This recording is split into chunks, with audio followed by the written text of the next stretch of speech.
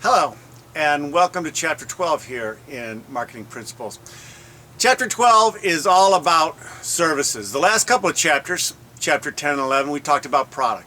We talked about what a product is, the different types of product, and then in Chapter 11, we started talking about how to manage a product and the different product management techniques, product development techniques, etc. Now we're going to talk about services. Service is really a product, but the difference between services and a product is services are much more difficult to market, much more difficult to sell. Because, see, with a product, people can see it, they can taste it, they can smell it, they can touch it, they can feel it, see whether it fits their needs or not. With a service, not so much. The other thing with a service is, once you pay for it and it gets done, you can't give it back. It's done. Oftentimes services go with products, and sometimes they're standalone. Services that go with product might be cell phone service that goes with your iPhone. And then some are standalone services like a haircut or mowing grass. You can hear the lawnmower in the background, or mowing grass or something like that.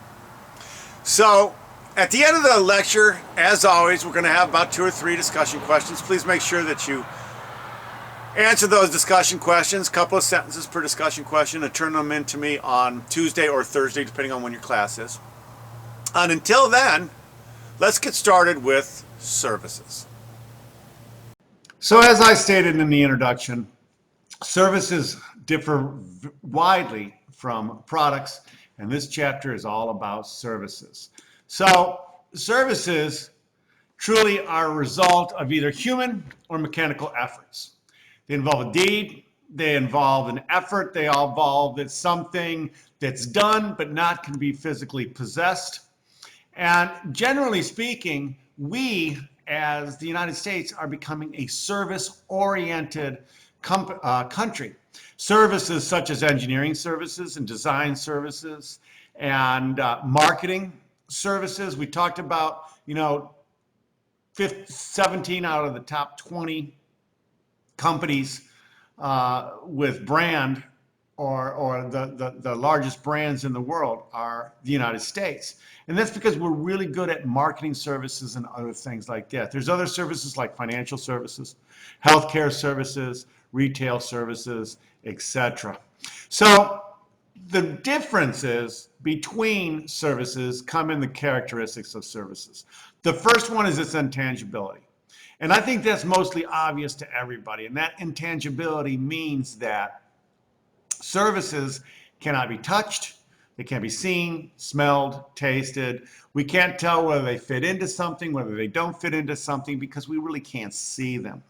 The other thing is services are inseparable. You can't store them. Production and consumption are simultaneous. So if you go to get a haircut, you can't store a haircut. When you get a haircut, it's done. Now you can store a certificate for a haircut, but that's a promise to do a service at a later date. Therein lies the rub when it comes to pricing, because once that service is done or performed, it's done. So you can't resell it like you can a product, because there's a huge aftermarket for a product. Once it's purchased once, it can be purchased again and again and again. Services can't. They're inseparable. They're also very variable. And the book, Lamb, Heron, McDaniel call it heterogeneity. I call it variability. Services vary depending on who's doing it. So in other words, I use Denny's. Denny's is an excellent example. Denny's is a service. You go in there and you get served food. Some Denny's are very, very clean, very nice, and a lot of people like them. Other Denny's are terrible, dirty, etc., and people won't go in them. So it depends on the Denny's on whether the service is good or not. Same thing with, say, a hotel. Sometimes you're greeted at the counter politely. You've had a clean, comfortable room, good night's sleep. There wasn't any neighbors bothering you in the room next door. And sometimes that doesn't happen. So even though it's still a Marriott, the services could vary from Marriott to Marriott to Marriott. And then finally, they're perishable. You cannot store them, you can't warehouse them, you can't inventory them. So therein lies the rub when it goes to pricing. For instance, let's take a plane or a plane trip. That's a service, an airline. Once that airline takes off, that seat next to you, if it's open, cannot be sold. Therefore, prices vary wildly when it comes to airlines because they can sell that that seat next to you that's not been sold for $1 over their margin and still make money. But once that plane takes off and that seat's not sold, there's nothing they can do about it. Same thing with a hotel room. So oftentimes at the very last minute, if you can wait, they offer plane tickets places where, and it's very, very inexpensive because they know that they can't store it. Same thing with hotel rooms. Oftentimes you can wait until the last minute and get a hotel room very cheaply because once that sun rises, that hotel room can't be sold. So therein lies the rub. That's why hotel rooms vary. That's why these apps like Priceline and that type of thing can sell hotel rooms very inexpensively because as the sun is going down, if those rooms aren't full, they can give them to these apps and these apps will sell them for $1 to $2 more than their margin it is to keep them going. So pricing integrity becomes an issue with services. If you're on a plane and you're going someplace, the person next to you paid a significant, I can guarantee you paid a significant difference in their flight price than you did, depending on when you bought it, how you bought it, etc. And so with regards to intangibility, evaluating the qualities of service is very, very difficult. First of all, you can search the quality and you can find out whether somebody liked it or not and get references, etc. So that's kind of easy. But experience quality, whether you had a good service or not, can only be assessed after it's used. And if you didn't, you can't get it back. Now you can get your money back, but oftentimes if that service is performed, and they performed what they said they were going to do, let's say it was a dirty room and the neighbors kept you up all night, it's hard to get your money back for that. They're going to tell you, you know what, we provided a room for you, and it was an overnight stay. Excuse me. And then finally, credence quality is very difficult to assess.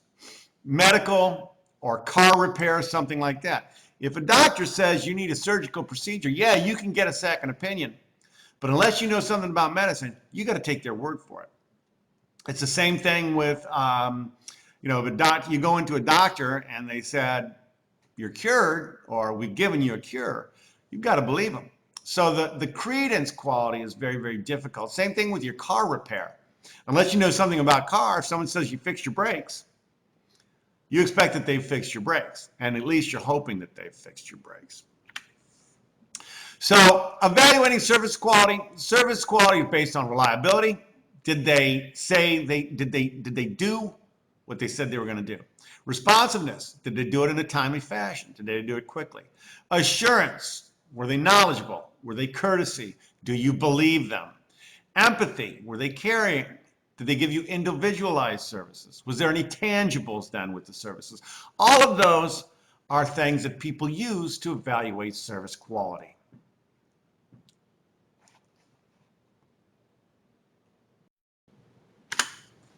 So there's many ways of looking at a service. Most of the times people look services as a process, as a supplementary service product, as customization or standardization, or as really the service mix, which includes a lot of different things within that. We're going to take a look at all of those. So first of all, let's take a look at the categories of services, or service as a process. Categories of service as a process. You've got really 4 categories. One is people processing. That is where the service is directed at a customer. That would be a haircut. That would be a cleaning of your teeth. That would be a hospital or a doctor's office or something like that. So the service is directed at the customer. Then there's possession processing. That's service directed at customers' physical possessions. Mowing your lawn, cleaning your house, washing your car, servicing your car, that type of thing. Then there's mental stimulus process, and the best example of that is entertainment.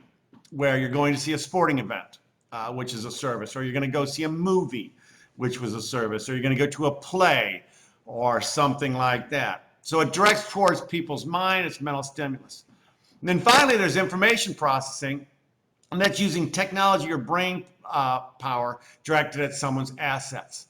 The best example I can think of that would be a broker, a financial analyst, or something like that. That is service information processing on a service. Now, you also have core and supplementary services. Core services is the most basic service that the customer is buying. For instance, you get a haircut.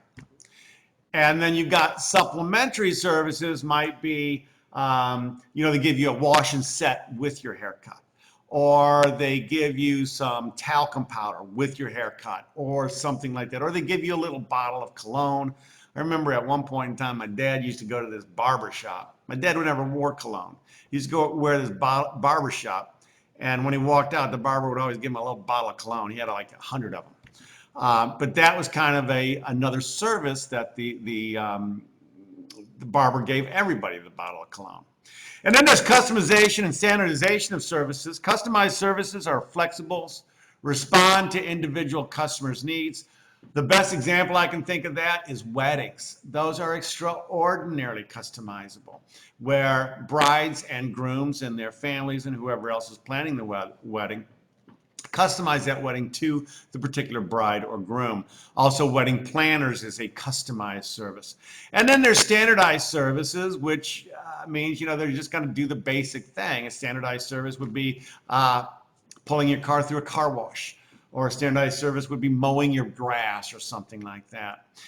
Now, there's emerging strategy, which is mass customization, which means that they're going to customize this to your basic premise or your basic needs, but they've got to do a lot of it. The best thing I can think of, and I was thinking about weddings the other day, and I'm not sure why, but you ever go to a wedding and they got the M&Ms that's got the name of the bride and the groom on the M&M? That's mass customization. Mass customization is also picking from a menu of different services that you can. You can either, and I take a look at mass customization like a spa, a day at the spa. You can go and you can get all kinds of different services. They're really customized. You can customize your day at the spa, but you can pick from, a number of different services. That would be also an example of mass customization as you move forward. So the service mix is just like the product mix or the marketing mix. The service mix is pricing, promotion, product, or what service you're going to offer, and how you're going to distribute it. And everybody thinks, well, what do you mean about distributing services? Take a look at a massage, for instance. You can get a massage, you can go to a place and get a massage, or oftentimes the masseuse can come to your house. The same thing with other services where you can either go to a place and get it done, or they can come to your house. I know a service that was very, very successful. And that service was a wash and wax, a car wash and wax, while the person was at work. So they would come on premises at the parking lot, they would wash and wax your car while you were working. So you would get a car wash, but it would be kind of a home delivery car wash, those types of things. So the different service strategy decisions would be what new services, but really, again, everything starts, even with services, as who. Who are you going to do what to? So who's your target audience? And then how are you going to maintain this service? How you're going to compete? And what is your competitive advantage? And then finally, what services are you going to offer? What services are you going to eliminate? So we talked about distribution strategies. There's a number of different things.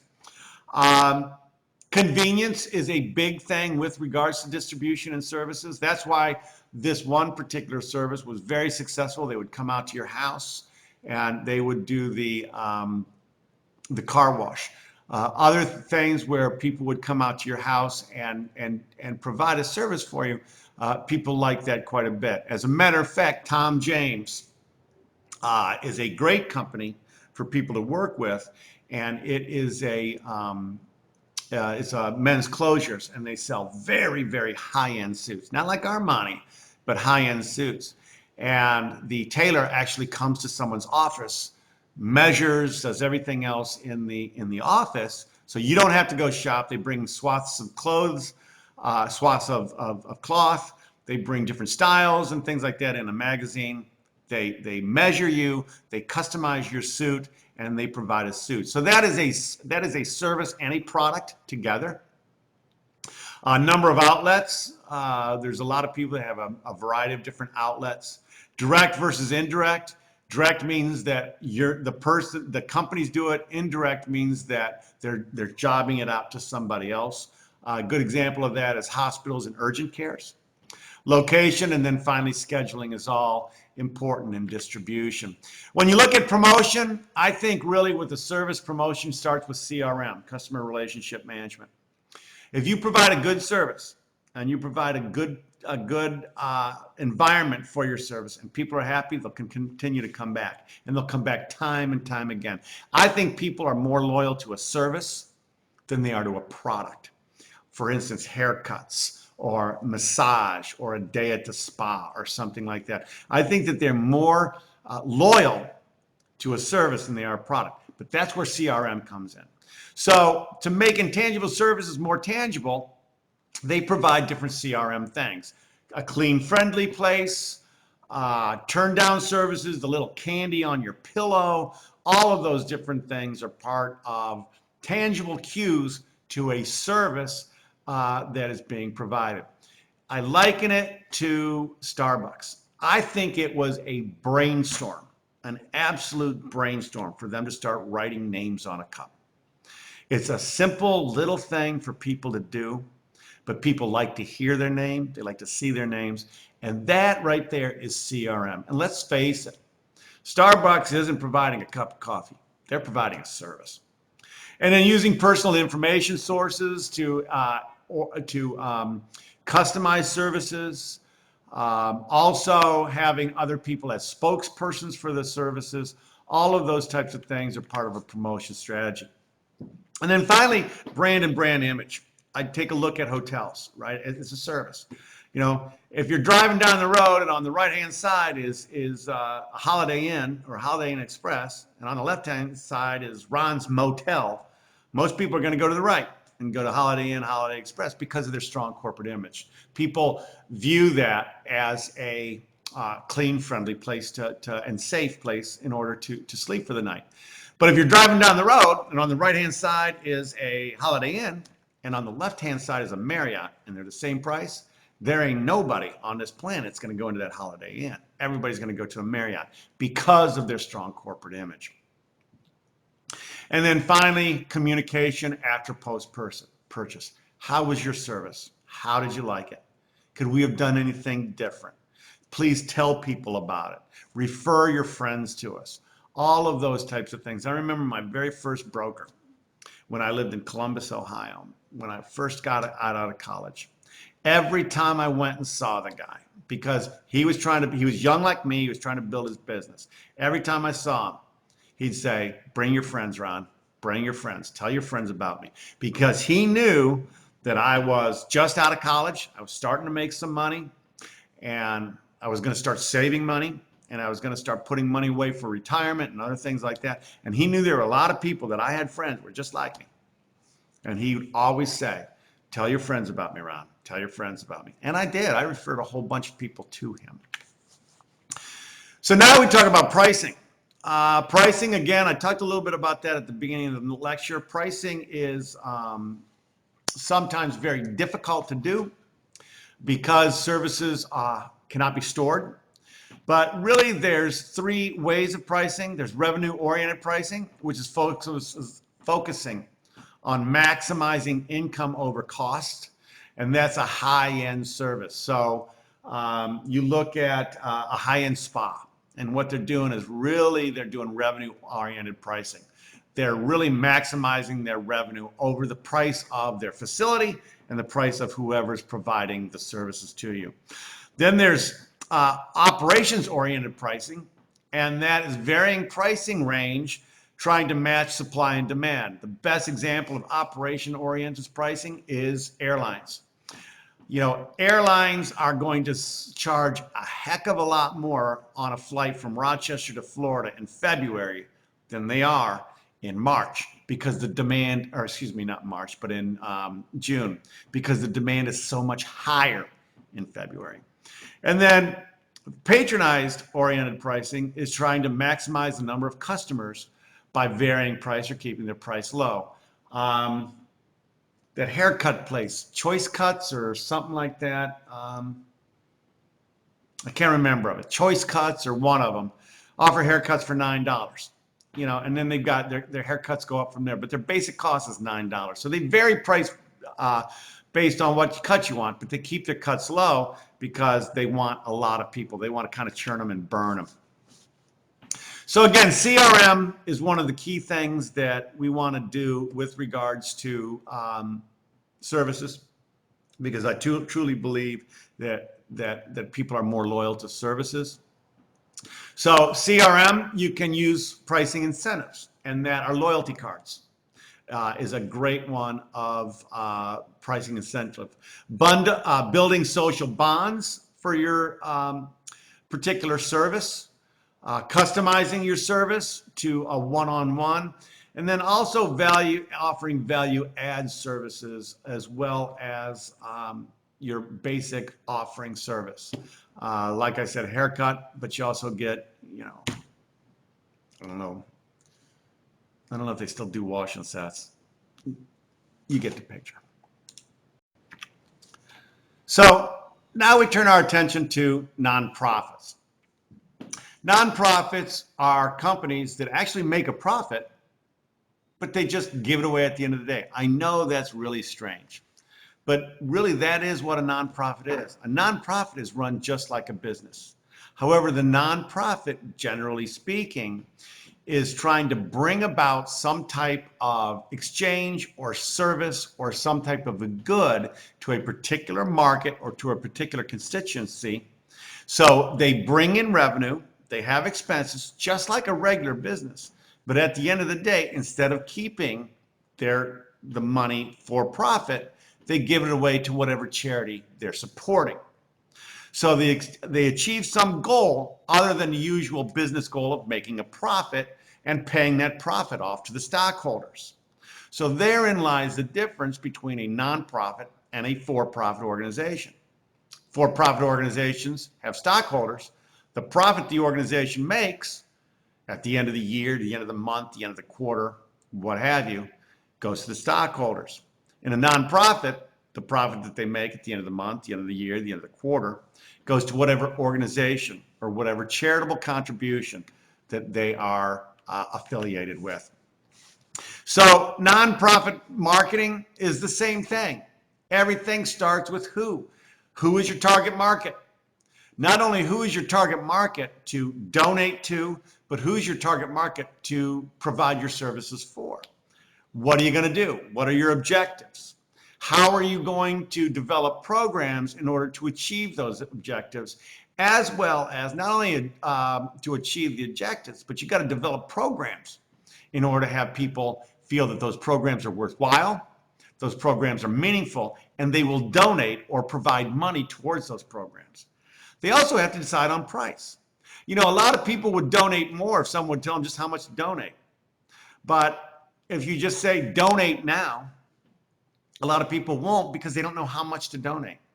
But if you say, well, there's a gold level of $1,000, there's a silver level of $5,000, and gold level of $10,000, a silver level of $5,000, and a bronze level of $1,000, a lot of people will pick the silver level. That's the middle of the road type of thing. So oftentimes, it's very important for a nonprofit organization to decide on price. How much should people donate? A lot of times they make it easy. Text the word whatever to 555-3321 and it'll be billed $10 to your phone, and that $10 will go to the particular charity in which you have just texted your phone to. So the unique aspects of nonprofit organizations is objectives. You've got to determine what are your objectives. You've got to generate enough funds to cover expenses for those objectives. So you've got to decide what are you going to do and who you're going to do it for. And then you got to decide who is going to help you do it with either time donation or financial donation. The other thing is there's a huge separation or selection of target markets. There's a huge problem. In other words, your charity might be helping out one organization, and there are some people that are strongly opposed to that particular organization. Abortion is the best one I can, is the one I can think of. Other ones is certain types of churches and things like that. Product decisions. You've got to understand what are you going to offer and how are you going to offer that, and then how are you going to tell your constituents, the people that are to support that, what you're offering. And then how are you going to distribute your services to whoever is the one that's going to get it, and how are you going to distribute, or how are you going to collect money for your services? Is it going to be through texting? Are they going to do it through email, through clicking on a link on your web page? Are they going to send you a check every month? How are they going to do that? So all of those are different distribution or decisions that nonprofit needs to make. The other one is, how are you going to promote yourself? If you promote yourself too much, people will think, well, you're spending all your money on advertising and you're not really helping anybody. If you promote yourself too little, then nobody will know about it. There's sales promotion activities like text 555-1234. There's public service announcements that you hear all the time on radio and television stations. And there's other ways of promoting that you can promote free of charge. But if you promote, during a high-level TV show or a game or something like that, people get the wrong idea and think that you're spending all your time or all your money that they're donating on advertising. And then finally, pricing objectives. How much are they going to donate? And are they going to donate money, time, or both? So there's indirect payments, and that's through taxes. And that is a unique aspect of nonprofits. Oftentimes, you support nonprofits through your taxes. The government is a nonprofit, and you support them through your taxes. The other unique aspects of nonprofit is there's a separation between the taxpayers or the payers, the person who's paying for the service, the person who's receiving it. Oftentimes, services are for the poor or the elderly, and those of us that have money are the ones that are paying for it. So that's very unique. So what you're trying to do is provide a service to somebody who's not paying for it. And the person who's paying for it is not getting the service. But they know that, and you got to make that clear.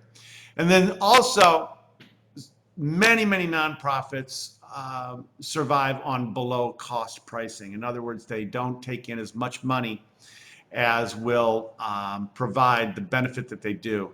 And if that happens, they either look for government or other types of help in order to do that. Your book says the example is university tuitions. I added some university tuitions. For instance, a good example is the Excelsior grant there for the SUNY system. Those people that make less than X amount of money, household income, the students can go free. Well, that's fine and good, but guess who's paying for that? Look at the indirect payments on the top there. We are. Oftentimes, SUNY tuition also does not cover the expenses of the student, and therefore tax dollars and other things are subsidizing them for that. That's going to do it for me. Here is your discussion questions. Please answer those to the best of your ability. Give me a couple of sentences or a paragraph on each one of them. Turn them into me on Tuesday or Thursday. And until then, I look forward to seeing you. Take care.